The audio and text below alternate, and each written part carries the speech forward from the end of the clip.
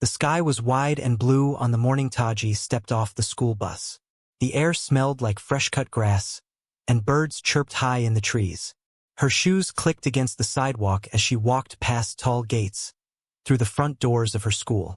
Her hair was tied in two tight braids, and she wore her favorite purple sweater, the one with silver stars on the sleeves. She held a folded letter in her hand, its edges soft from how many times she had opened and closed it. This letter was not like the ones she got for field trips or spelling bee wins. It was thick and serious looking. It came in an envelope marked with a gold seal. The day before, her teacher had handed it to her with wide eyes and a strange smile.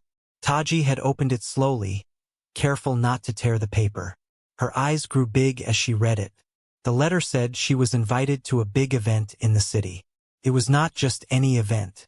It was a special ceremony at the White House where the president would sign a new school law. They wanted her to read a part of it out loud.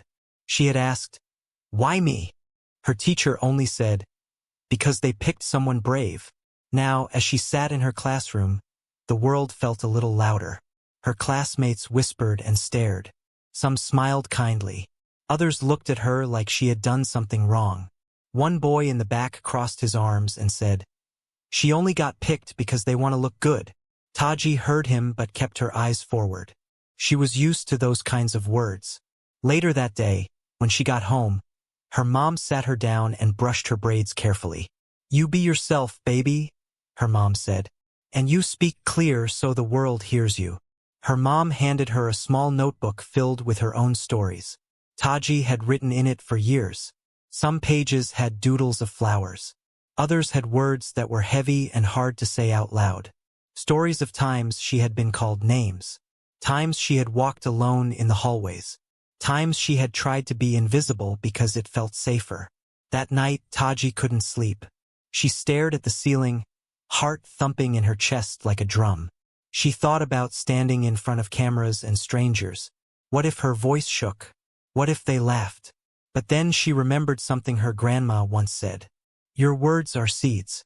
Plant them right, and something good will grow." Morning came too fast. A black car waited outside her house. A woman with a clipboard opened the door and smiled. "Ready?" Taji nodded, gripping her notebook. Her mom kissed her forehead and whispered, "Go be the garden." The ride to the city was quiet. Taji watched the trees roll by. They looked like green waves. Tall buildings appeared as they entered the city. Everything looked polished and bright. When the car pulled up to a giant white building with tall pillars, her breath caught. Flags waved slowly in the breeze. There were people in suits, cameras flashing, and doors that looked too big for someone her size. Inside, the building was quiet and cool. She was led down long halls until she reached a room with red curtains and golden chairs. A man with shiny shoes and a big smile welcomed her. "You must be Taji," he said. "The president is excited to meet you." She nodded but did not smile back. Her stomach felt like it was full of butterflies that had forgotten how to fly. Soon the room began to fill. Important people sat in neat rows. Photographers clicked pictures. A woman whispered in her ear, "When your name is called, walk slowly to the podium. Speak clearly. Then return to your seat." Taji clutched the paper in her hand. She read it 3 times in her mind, just to be sure. Then she heard her name. The room clapped as she stood up. Her legs felt like noodles, but she walked straight. She climbed the steps and looked out at the crowd. Cameras blinked like tiny stars. Behind her stood the president, smiling like he had already won something. Taji took a breath. Her eyes scanned the words on the paper. She began to read. Her voice was steady. The words rolled out one after another. She spoke of fairness. She spoke of safety. She spoke of students. She spoke of a new law called Clause X, which promised every child a place to learn without fear. When she finished, the room clapped again. The president stepped forward and placed a hand on her shoulder. His smile was wide and bright, but Taji's eyes were no longer on him. Something in the paper had caught her attention. A small sentence near the bottom. A sentence that felt strange. A sentence that made her stomach twist. But she said nothing. Not yet. She just smiled politely and walked back to her seat. Her heart was no longer filled with butterflies. Now it was filled with questions. And deep down, a voice whispered, "Look again. Something is not right." The ride home was not as quiet as the ride there. Taji sat beside her mother in the back seat of the car, her hands still clutching the folded speech. Her mother smiled and squeezed her hand but said nothing. She knew that something had changed in Taji's eyes. It was small but clear, like the moment before a storm when the wind suddenly stops. That night, the house felt strange. The television played the news in the background. There was Taji on the screen, standing in front of the podium, reading the clause with clear, calm words. The news anchors called her brave. They said she was the face of tomorrow. Some of them even cried a little. Her mother beamed with pride. But Taji's eyes were not on the screen. They were on the paper in her lap. She kept reading that sentence at the bottom. It looked plain and harmless at first. It said something about support services and behavior codes. But then she read it again and again. Slowly the words began to make her feel cold inside. The sentence said that special support would be offered only to students most affected by traditional bullying behaviors. There was a part missing, a very important part. The clause used to say that race-based bullying, cultural harassment, and identity targeting would be directly addressed. That part was gone. Taji flipped through her notebook. She found the older version of the clause. It had been printed weeks before when she first got the letter. Her teacher had handed it to her during lunch, saying it was part of her preparation. She read it now and matched the words side by side. What she feared was true. Someone had changed it. Someone had taken out the most important protections. They had removed the part that mattered most to her and kids like her. She stood up and walked into the kitchen where her mother was stirring soup on the stove. Taji held out both papers. "Mama, they changed it. They changed the clause." Her voice was quiet but firm. Her mother wiped her hands and looked at the papers.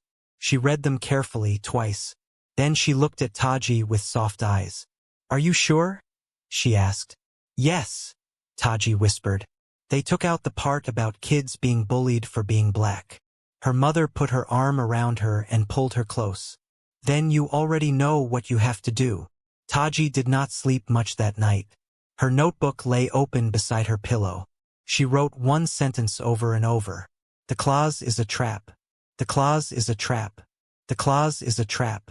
The next day, she was invited back to the White House for the official signing ceremony.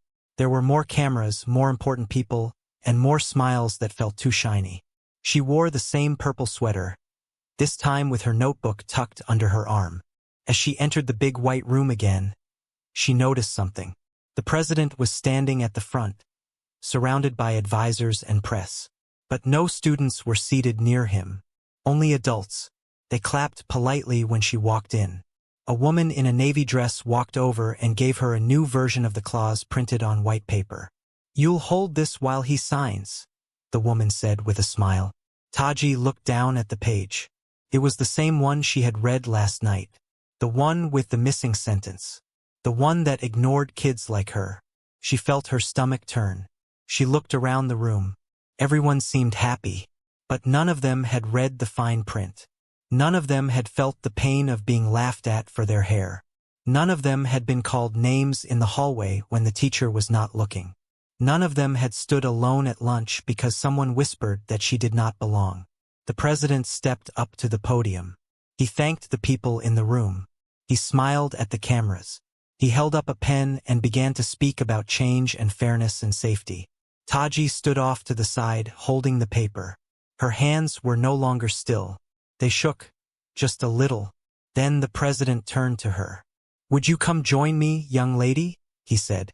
She stepped forward slowly. She looked out at the crowd, then back at the paper. She could feel her voice building in her chest. She did not want to be loud. She wanted to be clear. She looked the president in the eye and said, "Excuse me, but this clause is a trap." The room fell silent.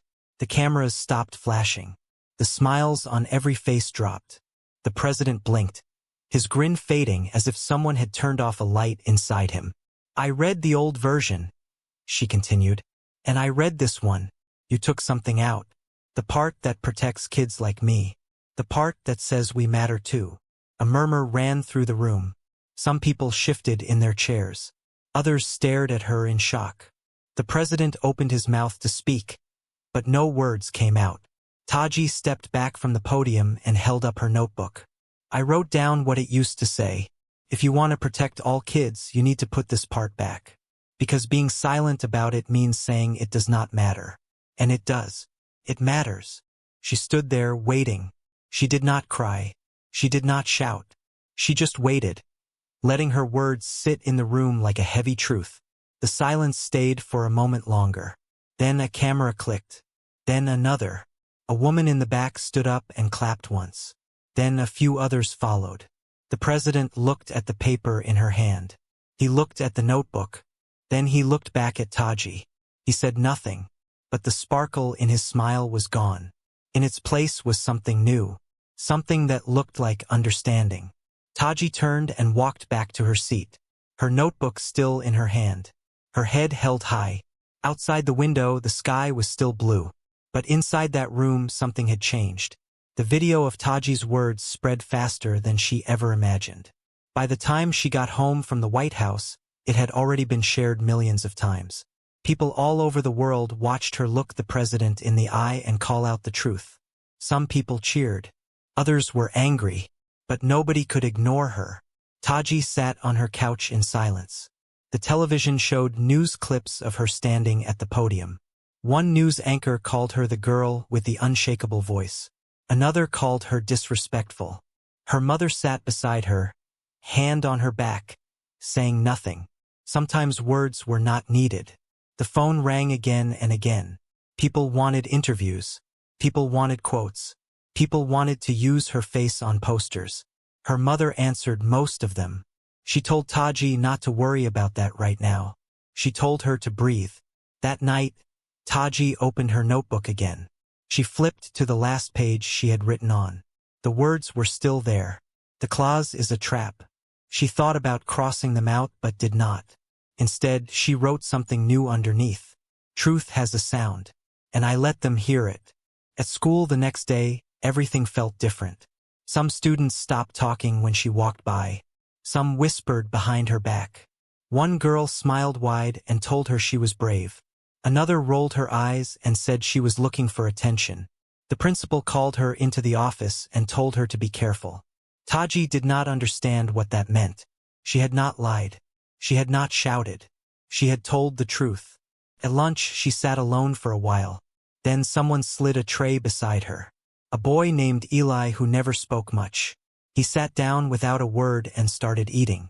After a few minutes, he looked up and said, "My brother got bullied so bad he stopped coming to school. I wish he had said something like you did." Taji nodded. They ate the rest of the meal in silence, but it was a comfortable silence. The kind that felt like respect. Later that day, her teacher played the clip of her speech for the class. Some students clapped when it ended. Others just looked down. Then the teacher opened the floor for discussion. A girl with curly hair raised her hand. Her name was Lena. She stood up and said, "I did not know they took that part out. That is not fair. We should all be protected." Another boy raised his hand and said, "I used to make fun of a kid for how he talked. I thought it was funny. Now I do not think it is anymore." Then a voice came from the back. It was a voice Taji knew well. It was Marin, a girl who had made her middle school years hard. A girl who once laughed when someone poured milk on her lunch tray. A girl who never apologized. Marin stood up slowly and said, "I used to think bullying meant pushing someone or stealing their backpack. But now I see it is also not saying anything when someone is being hurt. I was one of those people. I never said sorry because I did not want to think about it. But you made me think about it." The room was quiet again. Not the awkward kind. The kind that comes when something important has been said. After class, Marin walked over to Taji in the hallway. She looked nervous. Her hands twisted the edge of her sweater. "I do not expect you to forgive me," she said. "But I want to help now. I really do." Taji looked at her. She did not smile. She did not frown. She just nodded once. Sometimes words were not enough. But trying was a start. That weekend, Taji's notebook was full of new ideas. She started writing down what a better clause would look like. She wrote about kids who get bullied for their hair or their skin. She wrote about how schools should listen more and punish less. She wrote about what it means to be safe. Her mother helped her turn her notebook pages into a letter. Together, they sent it to the news stations, the school board, and even back to the president. Then something unexpected happened. Other kids began to write letters too. Some posted videos online telling their own stories. Some were from big cities. Some were from small towns. One girl with glasses in North Carolina said she had been called names every day until she started pretending to be invisible. A boy from Texas shared a drawing of his old school locker covered in slurs. A student in Oregon wrote a poem that ended with the line, "I am not your punchline." Taji read every story. She saved the ones that made her cry. She printed the ones that made her feel strong. One evening, a reporter visited her house. She asked Taji what she wanted to happen next. "I want them to fix the clause," Taji said. "I want them to write it so no one feels forgotten. And I want schools to stop saying they care and start showing it." The reporter nodded and wrote it down. The next day, that quote was in the paper under a picture of Taji holding her notebook. Then came the phone call. A quiet voice on the other end said, "The president would like to meet with you again." Taji paused before answering. She looked at her mother. Her mother gave a small nod. "Okay," Taji said. "But this time, I am bringing my notebook." Outside, the sky was cloudy. Rain tapped softly against the windows. But inside, something strong had started to grow. It was not just about the clause anymore.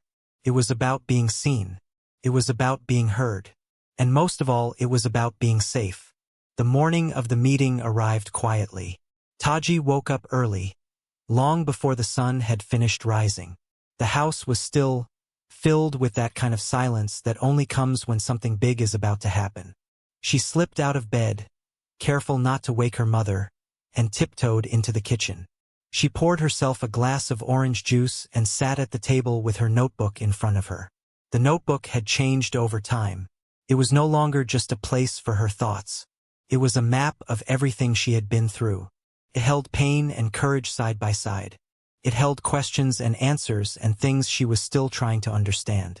She flipped through the pages slowly. There were lists of stories from other kids. There were ideas about what schools could do better. There were even sketches of posters she wanted to design one day. But on one page, in big letters, she had written a new title. It said the student clause. She stared at those 3 words for a long time. When her mother came into the kitchen, she looked tired but proud. She poured a cup of tea and sat across from Taji. "Do you want to practice what you'll say?" her mother asked gently. Taji shook her head. "I know it already. I've lived it." Her mother smiled softly. "Then go live it out loud." Later, the car arrived. It was the same one that had taken them before. This time, though, Taji felt heavier and lighter all at once. She wore a blue dress with pockets. Her notebook fit perfectly inside one of them. She brought no speech, no script, only truth. The drive was long and quiet. The buildings of the city seemed taller than before. When they arrived at the White House, it was a cloudy day. The wind moved the flags slowly. As she walked inside, a new assistant met her. She was younger than the other staff and wore glasses that kept sliding down her nose. "Welcome back, Miss Taji," the assistant said kindly. "They're waiting for you in the East Conference Room." This time there were no cameras, no flashing lights, no crowd, just a long wooden table and 3 adults seated at one end. One of them was the president. His suit was the same color as last time, but his eyes were more serious now. He did not smile right away. Taji's mother sat in the back of the room quietly. She was not here to speak. She was here to witness. "Thank you for coming," the president said slowly. "We listened to what you said, and we read your letter. We also read the stories from the other students." Taji nodded but said nothing yet. She wanted to hear the whole truth first. The president looked at the papers in front of him. Then he looked back at Taji. "You were right," he said. "The clause was changed before the ceremony. The advisors thought it would be simpler if we used softer language. They did not want to upset certain people. They thought that if we made it sound polite, more schools would agree to use it. But in doing that, we removed what made it matter. Taji's heart beat loudly in her ears. She felt heat in her cheeks. She did not raise her voice. She did not cry. She just asked, "Why did no one tell me?" The president took a deep breath. "We should have. That was a mistake." Taji took out her notebook and placed it on the table. She flipped to the page with the new clause she had written. She pushed it gently toward him. "This is what it should say," she said. "I added everything back. But I wrote it like someone our age could understand. Because the kids who need it most should be able to read it too." He took the notebook and began reading. The other two adults leaned in. The room was silent except for the sound of paper turning. After a while, the president looked up.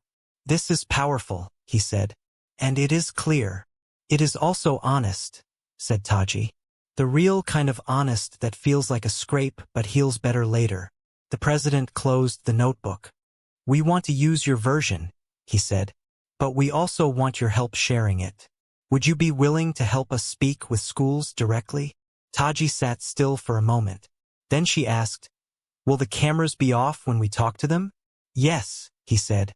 "Then yes," she replied. The meeting ended without claps or pictures. But as Taji walked out of the room, she felt taller than before. Outside, the clouds were still thick in the sky. The wind was a little stronger, but she no longer felt small. The next few weeks were filled with work. Taji met with writers and teachers and lawyers who helped rewrite the document into something that sounded right but stayed honest. They called it the Student Safety and Respect Clause. It included rules about what kind of bullying would be addressed. It mentioned race. It mentioned culture. It mentioned identity. It used real words. Taji also helped create a small group of young leaders from different states. Each one had their own story. Each one had a voice. They met once a week over video chat. They called themselves the Voices Table. One girl from California shared a story about being laughed at for wearing her traditional head wrap. A boy from Maine said he had been called names just because his name sounded different. Another student from Georgia had been told her natural hair was a distraction. Each meeting, Taji listened. She took notes. She made sure every word mattered. Then came the day when the new version of the clause would be presented. This time, it would not be just adults reading it. It would be the students too. The White House invited them back. But this time, the meeting would be at a school instead. A real school with real students watching. Not a perfect place, but a place where truth was needed. Taji stood in the gymnasium with her notebook in hand. She looked at the other students seated on the stage beside her. They were nervous but proud. When it was her turn to speak, she walked to the microphone. The room fell quiet. She looked out over the crowd of students, teachers, and parents. "My name is Taji," she said, "and I am here because I said something no one wanted to hear at first. I said a sentence that made people uncomfortable. But sometimes the truth is not meant to be soft. It is meant to wake people up. This new clause was written by people who know what it feels like to be left out. It is not perfect, but it is real. And real is how change begins." The crowd clapped. Some people stood. Others wiped their eyes. And when she stepped down from the stage, the feeling in her chest was not fear. It was something new. It was power. Not the kind that comes from titles or cameras. The kind that comes from being brave enough to speak when the room is quiet. The days after the school meeting felt like walking through a dream. Taji woke up each morning with her notebook beside her bed. She flipped through the pages filled with stories, letters, and ideas that had grown from a single moment of courage. The new clause was no longer just words on paper. It had become a promise. A promise that no child would be ignored because of who they were. At school, things started to change too. Teachers began talking about bullying in a different way. They did not just say it was bad. They talked about why it happened. They talked about respect and kindness and how every person deserved to feel safe. Some students created posters with messages like "We see you and your story matters." Others started clubs where kids could share their feelings without fear. Taji found herself speaking at more events. She talked to groups of students, to teachers, and sometimes to parents. She told them the story of the clause and why it mattered. But mostly, she listened. She listened to their stories and fears and hopes. She told them that change was not a one-time thing. It was something we all have to keep working on every day. Her notebook grew heavier with every new meeting. It was no longer just hers. It belonged to everyone who had shared their truth. It held the voices of kids from cities and small towns, from neighborhoods that felt invisible. It held the hope of those who wanted schools to be safe places for all. One afternoon, Taji's teacher asked the class to write about what safety meant to them now. Taji wrote about how safety was more than just not getting hurt. It was about feeling seen. It was about knowing that if someone said something cruel, there would be people ready to listen and help. It was about being able to walk into a classroom and know you belong there. That evening, as the sun set orange and pink over the city, Taji sat with her mother in the living room. The television was off. The house was calm. "Mama," Taji said softly, "I think this is just the beginning." Her mother smiled and nodded. "Yes, baby. It is." Taji knew she was right. The fight against bullying, especially the kind that hurt because of race or culture, was far from over. But now there was a new voice, a new way to speak. She wanted every kid who felt scared to know they were not alone. She wanted every teacher who wanted to help to have the tools to do it. She wanted adults to remember that protecting children meant protecting the whole truth about them. And she wanted you to join her. If you have ever felt like no one understood your story or your struggles, know this: your voice matters. Your story matters. And together we can make schools safe for everyone. So here is what you can do. If you believe in respect, kindness, and safety for all kids, share this story. Talk about it with your friends, your family, and your teachers. Ask your school what they are doing to stop bullying that hurts because of who someone is. And if you want to hear more stories like this one, stories that remind us all to be brave and kind, please like this video and subscribe. Because when we listen and learn together, we become stronger. Remember, change does not happen alone. It happens when we all stand up and say enough is enough. When we speak the truth even if it is hard. When we hold each other up and say you belong here. Thank you for listening. Thank you for caring. And most of all, thank you for being part of this new beginning. The future is ours to write. Let's write it with courage and heart.